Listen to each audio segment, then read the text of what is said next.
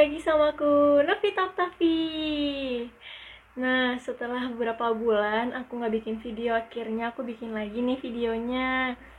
Kemarin tuh HP aku sempet rusak kan, dan aku bingung banget cara login itu kayak gimana, karena nomor yang aku cantumin tuh nomornya udah hilang, tapi untungnya akun aku udah balik lagi. Nah, jadi di video kali ini aku pengen cerita tentang operasi usus buntu aku yang kemarin yang banyak berliku-liku itu, karena aku sampai 3 kali ganti rumah sakit karena nggak ketahuan usus buntu. Jadi awalnya aku makan mie mulu tuh selama 1 minggu kan, terus aku nggak nyentuh sama sekali. Ada hari dimana 1 hari itu full aku nggak makan nasi sama sekali, cuman benar-benar mie aja. Sampai aku sebelum masuk kerja aku makan mie dulu, pulang ke kosan juga aku makan mie lagi gitu kan. Pas aku libur itu aku bangun dari tidur, bener-bener ngerasanya tuh kayak sesek, nggak bisa gerak, perutnya kram banget, aku nggak bisa ngapa-ngapain kan. Aduh, ini kenapa sakit banget. Lama tuh aku kayak udah pengen nangis, disentuh, dipegang dikit aja nih perutnya sakit banget asli. Udah tuh aku diem dulu di tempat tidur, tarik napas pelan-pelan. Nah, lama-lama bisa gerak dikit-dikit, terus aku ambil air minum kan. Akhirnya sakitnya tuh nggak reda-reda kan. Sorenya aku pulang ke Bekasi ke rumah, minta dikerokin sama mami aku, terus makan juga di sana. Tetap sakit juga. Sempet-sempetnya aku dari Tebet ke Bekasi masih naik motor sendirian. Akhirnya aku dari Bekasi ke puskesmas yang di Gambir itu aku masih bawa motor sendiri juga.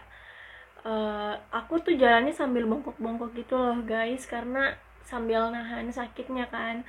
Terus kata dokternya udah pas nimbang sama ngukur tinggi badan, ditanya deh tuh sama dokter keluhannya apa. Ini masih di puskesmas ya.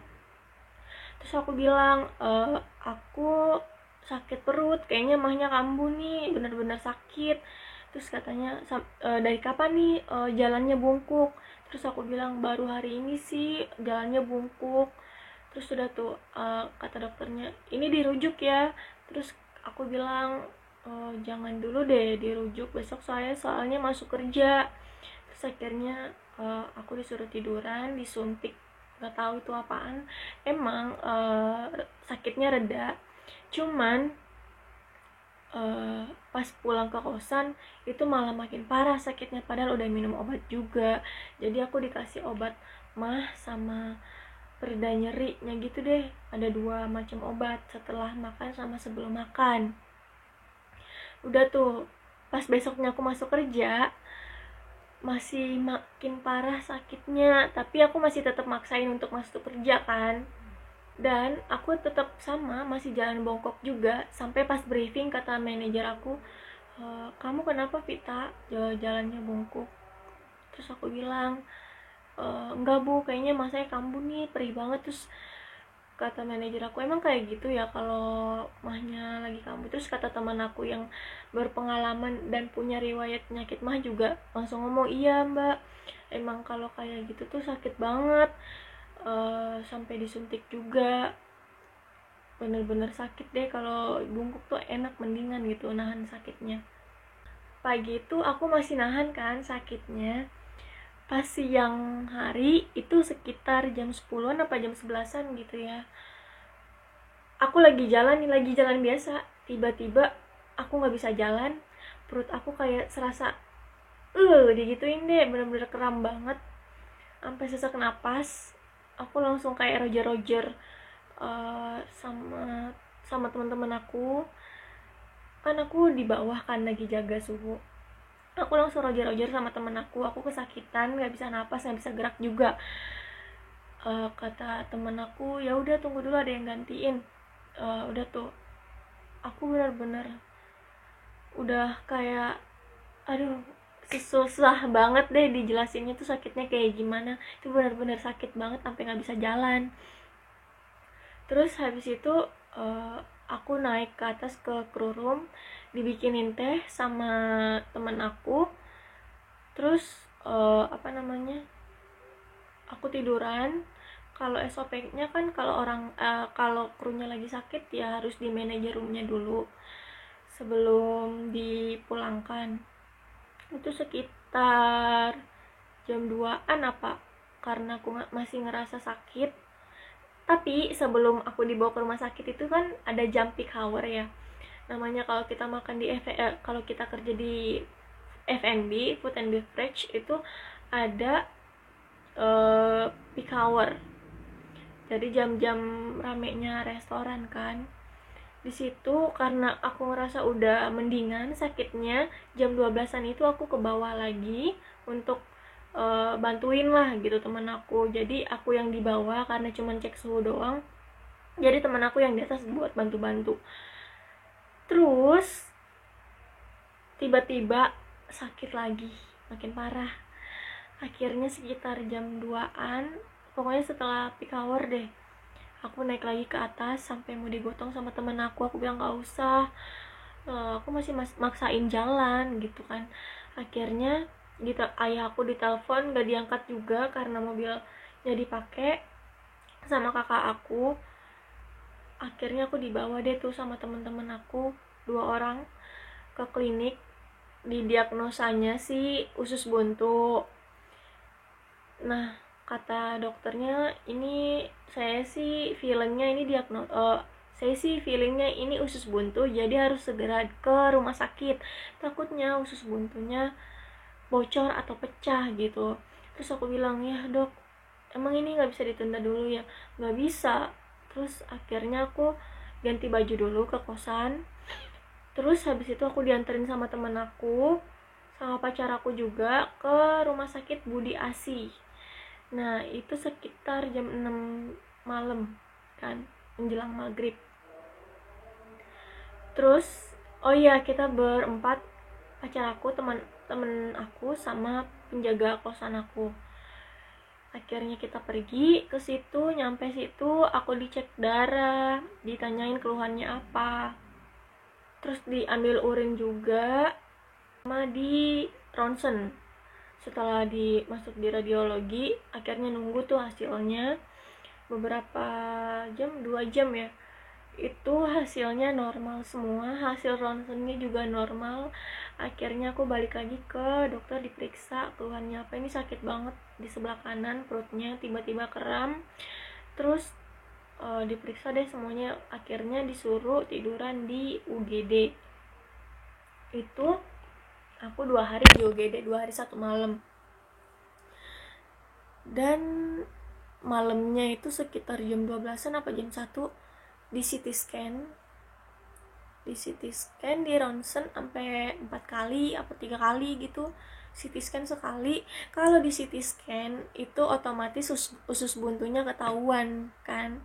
Ini aku enggak, bener-bener enggak ketahuan. Besokannya aku di swab, terus cari kamar, karena kamar aku kan PJS-nya kelas 1 itu penuh. Dan akhirnya ya udah mau nggak mau, karena dokter spesialisnya juga nggak mau meriksa di UGD, akhirnya aku tetap masuk ke kamar kelas 3 kan. Dan kata dokternya tuh ada 3 dokter deh, dokter penyakit dalam, dokter bedah, sama dokter apa tahu satu tuh aku lupa. Nah dokternya ini yang cowok meriksa aku, katanya ada radang pankreas. Dan pas aku nanya hasil ronsennya apa dok, yang konyolnya itu dia nggak tahu. Oh emang udah ronsen ya, kapan ronsennya? Gimana sih aturan sebelum dia masuk ke ke kamar pasiennya kan pasti dia ngecek dulu kan riwayatnya apa nih, udah menjalankan pemeriksaan apa aja. Ini dia nggak tahu hasil pemeriksaan gue itu apa.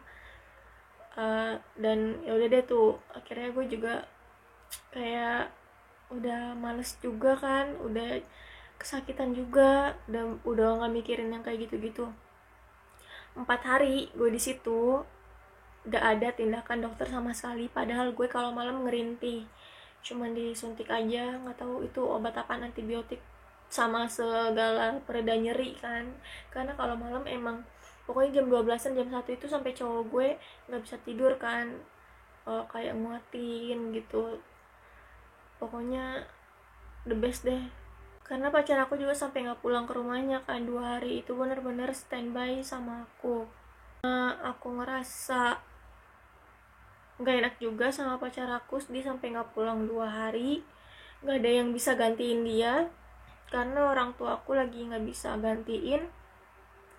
Aku minta pulang, dia tuh pulang paksa, nggak dikasih obat kan. Nah karena BPJS tuh cuman bisa digunakan dalam seminggu tuh cuman 1 kali gitu kan, nggak bisa digunain dalam jangka pendek.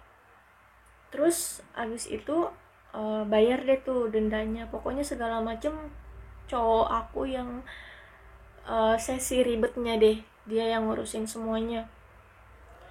Terus habis itu aku pulang ke kosan, aku kira ngerasa udah kayak reda deh nyerinya, minum obat gitu kan segala macem. Tapi 2 hari itu kayaknya balik lagi ke rumah sakit Cipto Mangunkusumo. Itu sempat keluar darah. Seharusnya sih aku nggak keluar darah ya, karena aku udah kelar menstruasi tanggal 15, tapi tanggal 18-nya aku menstruasi lagi. Nah makanya aku balik lagi ke Cipto, takutnya kenapa-napa. Karena emang aku ngerasa sakit banget, bener-bener sakit, makin parah deh sakitnya. Sampai kalau napas tuh kayak gini, gitu nyerinya, nyeri parah. Aku dilariinnya tuh ke spesialis bidan karena keluhan aku sakit perut di sebelah kanan dan keluar darah dari vagina. Udah ngambil darah sama di ronsen juga, nggak ada apa-apa, hasilnya normal semua. Terus habis itu aku naik ke atas buat ronsen di vagina, semuanya di situ nggak ada apa-apa. Aku di situ udah kesakitan banget, tapi masih ditanyain kayak kapan ganti pembalutnya berapa kali sehari gitu-gitu. Aku ya jawab seadanya aja dah. Terus habis itu aku dilariin ke kamar. Nah di situ cuman 1 orang doang, cuman aku doang kan. Itu jam 1 malam, jam 7 paginya aku udah disuruh pulang. Terus susternya nanya dong, udah dikasih tahu belum penyakitnya apa? Terus aku bilang dong belum. Emang sakit apa ya saya? Iya, kamu infeksi saluran kencing. Oh ya udah tuh udah pulang, minum obat sekitar 2 harian, masih sakit juga. Bangun tuh kayak habis dioperasi, tau nggak? Bangun tuh benar-benar pelan, atau enggak aku meluk pacar aku terus sambil dibangunin gitu kan, karena sakit banget gitu kan.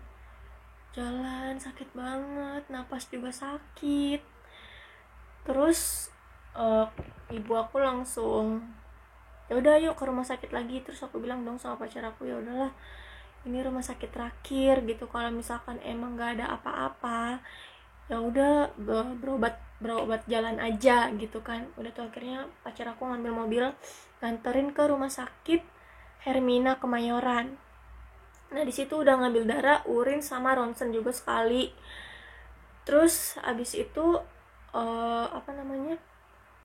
di situ pas banget dokter bedahnya ada kan. Itu jam 4 sore ada dokter ke UGD langsung.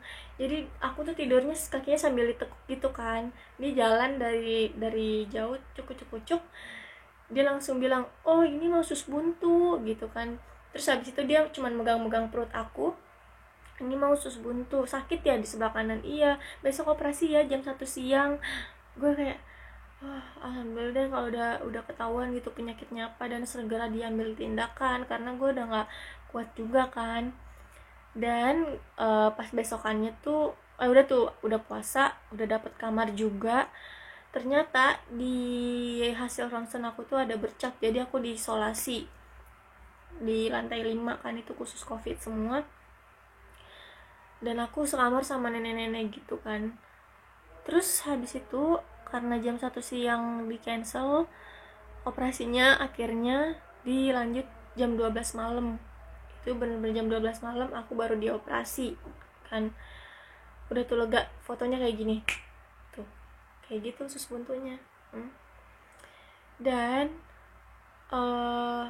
itu sekitar 10 cm ya, 10 cm apa 15 cm gitu dipotongnya usus aku. Terus sudah tuh dijahit. Nah aku pulang, oh iya aku tuh dipulangin 2 hari langsung, bener-bener dipulangin. Aku belum bisa duduk sendiri, belum bisa ke kanan ke kiri, langsung dipulangin. Karena memang mungkin aku karena nggak di kamar biasa, aku di tempat orang-orang covid, jadi aku dipulangin gitu. Tapi sebelum aku dipulangin, aku di PCR dulu, di swab dulu. Dan aku pulang tuh aku emang bandel, makannya pengennya yang keras-keras, nggak mau bubur kan. Terus aku sempetnya minta sarden, udah tuh dimasakin sama ibu aku. Pas pas kontrol jahitan itu nanahnya banyak banget keluar. Jadi kalau usus buntu kan yang dijahit kayak gini nih, kanan sama kiri, jadi tengahnya nanti rapet sendiri gitu loh guys. Nah kalau aku tuh yang dijahit cuma sebelah kirinya aja, jadi yang kanan kebuka dikit, itu katanya buat mengantisipasi kalau ada nanah yang keluar. Jadi keluarnya dari situ, jadi nggak perlu di black lagi biar nanahnya keluar kan. Udah tuh sampai aku kontrol 5 kali. Pokoknya tiap minggu itu pasti deh aku ke rumah sakit kan, berapa kali gitu buat kontrol. Masih ada juga nanahnya. Sampai sekarang ini udah hari keberapa ya? Udah pengen sebulan kurang 2 hari kan. Ini jahitannya masih nempel nih, belum kering, masih ada nanahnya yang dikit yang keluar. Cuman yang gak dijahit ini udah rapet karena aku kasih obatnya itu yang bubuk, itu yang kayak gini. Untuk obat luarnya tuh aku pakai yang ini, Nebacetin, namanya Nebacetin. Aku pakai yang ini untuk obat luarnya, jadi aku nggak minum obat Cina. Dan ya kalau kalian habis operasi harus punya kain kasa sama plester sih buat diganti sehari-hari gitu kan. Apalagi aku juga belum bisa mandi, nggak boleh kena air dulu karena masih ada jahitannya. Aku jadi sekarang juga masih bingung mau balik ke rumah sakit itu lagi atau enggak, karena setiap aku kontrol tuh dokternya kurang komunikatif gitu kan. Tiap aku nanya ya gitu deh, pokoknya rada-rada dokternya. Makanya sebenarnya kalau misalkan masalah jahitan juga harusnya sih memang sama dokter bedahnya langsung ya, karena dia yang tahu riwayat kita tuh gimana. Cuman lihat besok sih kayaknya aku mau kontrolnya di bidan. Kalau di bidan kan juga bisa nyabut sama lepas jahitan kan. Alhamdulillah banget di situ aku ditemenin sama ibu aku, dilancarin semuanya, proses operasinya juga. Meskipun berhari-hari aku ngerasain sakitnya, padahal kalau misalkan normalnya tuh udah bisa lepas jahitan ya sekitar semingguan lah gitu kan, udah kering. Ini aku udah 3 minggu, udah hampir mau masuk 4 minggu, belum kering-kering juga, belum copot jahitannya juga gitu kan. Karena memang aku makan itu bandel sembarangan gitu kan, makannya masih sambel. Aku bayangin nih 7 hari keluar dari rumah sakit apa 9 hari gitu langsung makan sambel gitu.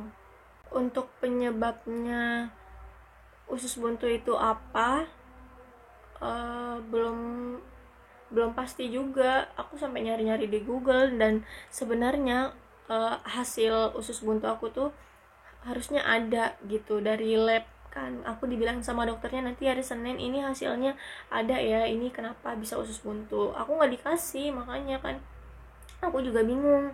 Dokter aku tuh kurang komunikatif, main HP mulu pokoknya. Padahal pasiennya cuman aku doang gitu, pokoknya tiap kontrol cuman aku doang gitu pasiennya dia. Untuk bisa usus buntu lagi atau enggak itu tergantung dokter bedahnya, dia ngangkat semuanya atau enggak. Karena ya kita punya usus buntu kan cuma satu ya, dan seharusnya sih nggak terulang lagi usus buntunya gitu.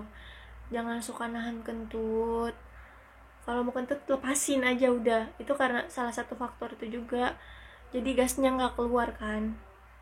Oh iya, kemarin sempat ada keluar nanah. Jadi kan itu nanah di bawah kulit, infeksi di bawah kulit, itu sempat dimasukin kain kasa gitu guys. Itu sakit banget. Pas dikeluarin itu baunya minta ampun karena nanah kan. Aduh, operasi usus buntu ini sangat-sangat drama banget gitu. Untuk kalian yang belum pernah operasi, jaga kesehatan, jaga makanan, jangan makan junk food terus. Kalian kalau makan junk food terus itu bisa kena batu empedu kan. Hati-hati, jangan terlalu sering makan pedas juga.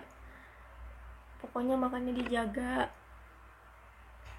karena kesehatan itu mahal. Guys, kita akhirin videonya sampai di sini dulu ya. Bye bye.